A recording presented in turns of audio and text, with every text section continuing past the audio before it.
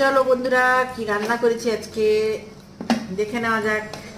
এই দেখো, ভাত ভাত সামান্যই রয়েছে, খাওয়া 3-4 জন বাকি, মাত্র দুজনের খাওয়া হয়ে গেছে।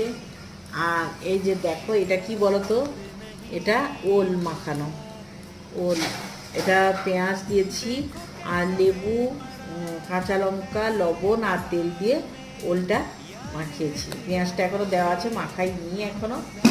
আর এইটা হচ্ছে